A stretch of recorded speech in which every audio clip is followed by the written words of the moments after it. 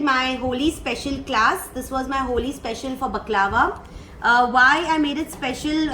Because of Holi festival coming in, we've done a twist in our baklava. We've made a fusion baklava today.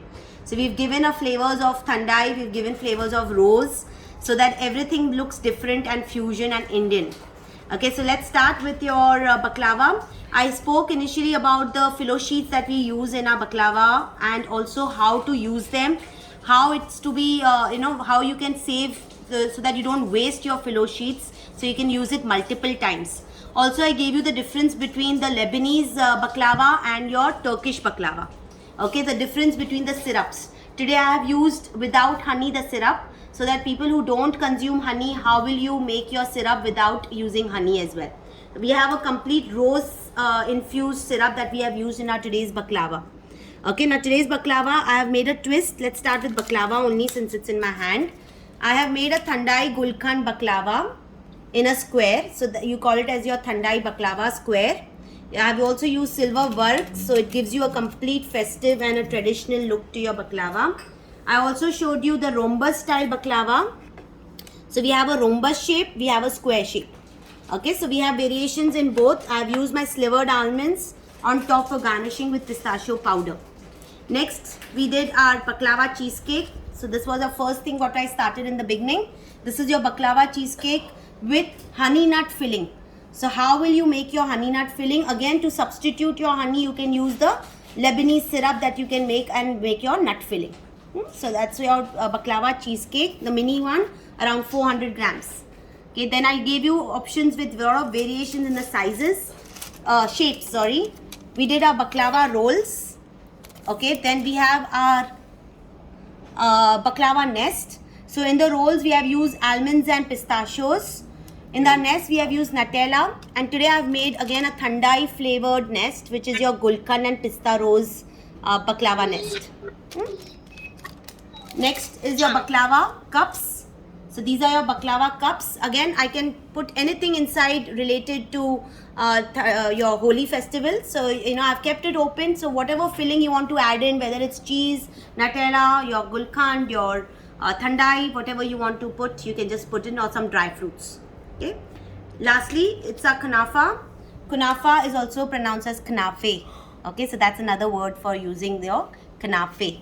And this is a cheesy pudding where we have savaiya in both layers, also a cheese pudding in between. So it's a sandwich kind of a dessert. I've used a scented syrup. And how do you transport it? How do you put your syrup in it? That's very important. To decorate, I've used my silver work along with some pistachios. Okay, now the shelf life of kunafa is 1 week in the refrigerator. Baklava is 15 days. Kunafa is only 1 week in the refrigerator. Not more than that. Okay, so it always has to be refrigerated.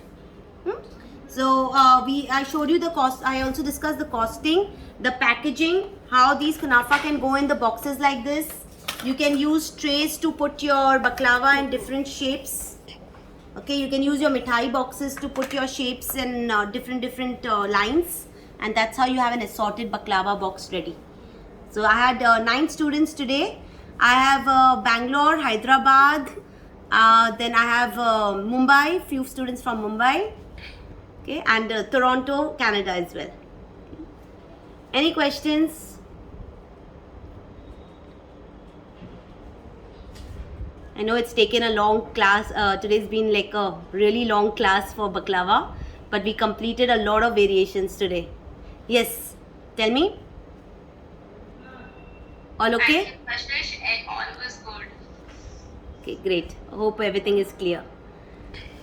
Chalo. So anytime, any questions, you can ask me. When you're making, you can just have any doubts, you can ask me at the same time. Okay, and I'll share the links and the supplier's number. Done? Can we cut the kunafa and show her? Yes, sure. So suppose this is your kunafa. I'll take the same sharp knife. You have to go from the center.